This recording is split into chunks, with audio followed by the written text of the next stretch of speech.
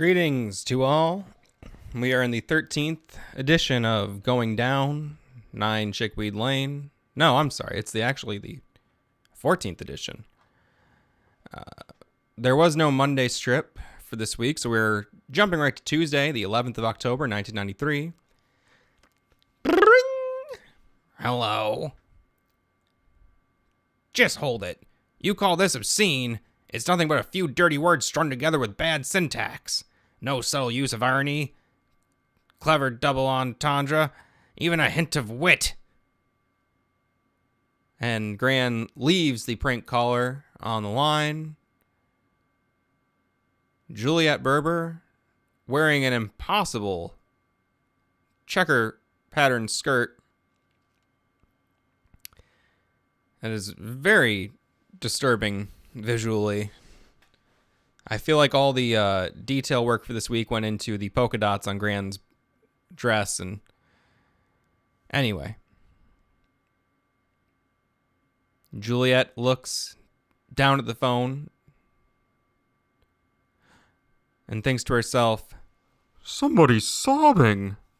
And so, yes, someone called and made a dirty prank call to the 9 Chickweed Lane residents. Gran said it wasn't funny, nor was it nasty enough for her to even be offended by, or possibly to be turned on by. And was so mean to this person. Presumably something happened between panels 2 and 3 that we didn't see that would leave this person in tears. But let's move on. Hey, Etta. According to my calculations, your genetic predisposition will be great for... God, this is terrible. I'm sorry. Hey, Etta. According to my calculations, your genetic predisposition for great beauty will come to fruition when you turn precisely 18.7913 years old.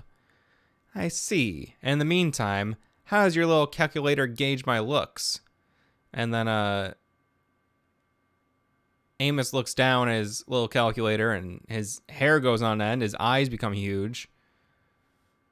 And Etta's pissed.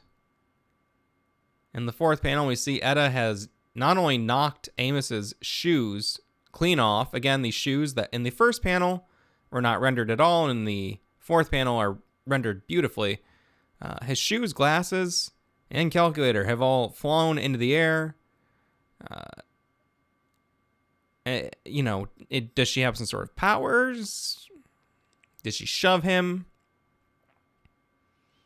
Did he take his shoes off and run away? Maybe the shoes are awkward and he can't run very well, and so he tossed them and ran away from her to escape her wrath.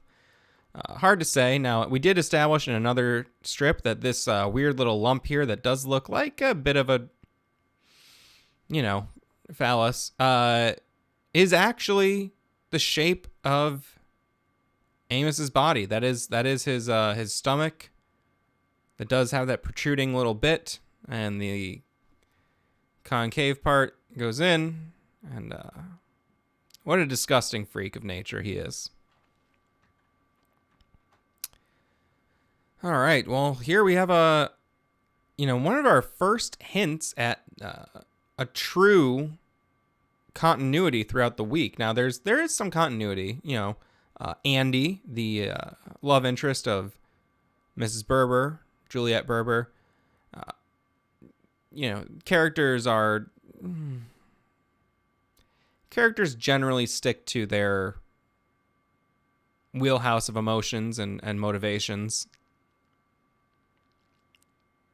They don't stray too far to satisfy gags.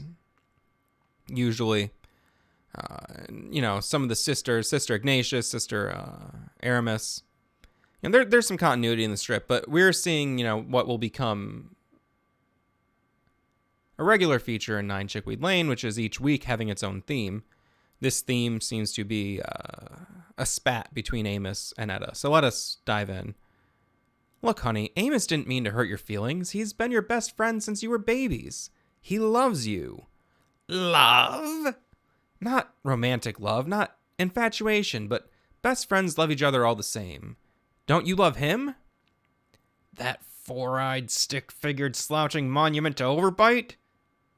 Mm-hmm. Yes. And she cries, and this is something we haven't seen in a while, which is, Etta's not hugging Juliet, but Juliet is hugging Etta. This was a thing we'd see a lot in the summer of 1993, was characters being mad, and then in the final strip, collapsing into the arms of another person, usually grasping onto them, but this time, the roles are reversed, and it is Juliet who's holding her daughter. And, we see that Amos and Etta have a complicated relationship. They have been best friends since they were babies. That was a long time. And she loves him. And she loves him because she has all these mean things to say about him. And because of the toxic household in which she grew up, that is the only way she knows how to express her love. And Juliet sees that the constant psychological and emotional abuse of living in this household is working on Etta, and she looks pleased.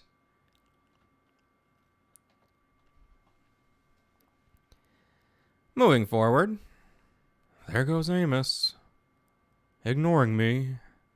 I think I'll die if we can't be friends again. Etta? Etta, wide-eyed, freezes, turns back, and hears, I think I'll die if we can't be friends again. Amos's face looks huge in this last panel. Enormous. Good old Etta. Give her the upper hand and she'll always hold it out to you. And we see here that Amos is manipulating Etta in a way. But they are once again friends. And another 9 Chickweed Lane strip ends in a hug. If somebody more insane than myself wants to make a little last panel hug tally, that could be a fun little stat to keep track of how many strips end in a hug. A non-sexual embrace. Here we have the reappearance of the Fly. The Fly that was in an earlier gag strip where the Fly landed on a man's head. The man had a bad comb over. Etta blew it away from the man's head, causing his comb over to fly up, and it did look as if the Fly was well, I mean to say, it did look as if Juliet Berber was responsible for blowing the man's comb over, and the fly was gone at that point, so the man had no idea what was even going on. Somehow I didn't notice the Fly landing on his head. The Fly enters the dining room table of the Berber family and promptly dies as it meets the gaze of Gran. How does she do that? I don't know, but I haven't looked her in the eye for years. So this the strip does seem to imply that Gran does have the power to cause beings to die with her very gaze. She can glare the life out of a living being simply with her bad vibes and an eyesight alone. What a horrifying beast Gran is. Truly horrifying. All right, and we'll resize this here. Moving on to our final strip of the week. This is, of course, a Sunday strip. That's why it's full-sized. Amos is holding his thumb up and then says, "How do I love thee?" and holds out a knife. Etta, I just carved a testament to my love for Marcia Aramond on this tree. Could you read it? Etta approaches the tree, looks at it from all angles, and you can see that she's having to turn all the way around, get down on her knees, get down on all fours, crawl around to read this proclamation, this testament of love that Amos has created. Now, Marcia is the character who possibly has a rod through her brain, as was established in an earlier strip. She's a new girl at the school who is very stupid, according to Etta. Very low IQ. I believe she couldn't debate a baked potato was the line. I could be wrong. Could be another type of food. Could be a deviled egg, actually, I believe it was. A deviled egg. A poached egg. Was it a poached egg? I don't know. Nor do I care. What do you think? Well, the notary was a bit much. And, yeah, the joke is that he went overboard. As Amos tends to do. He never knows how to say enough is enough and always is way too extra, as the kids might put it. And that is the end of this week's strips. We're ending with October 17th. We'll get back in on the next episode with a new week's worth of strips. If you haven't been keeping up, feel free to go back, check out some of the earlier strips, and join me as we go down 9 Chickweed Lane. Good night.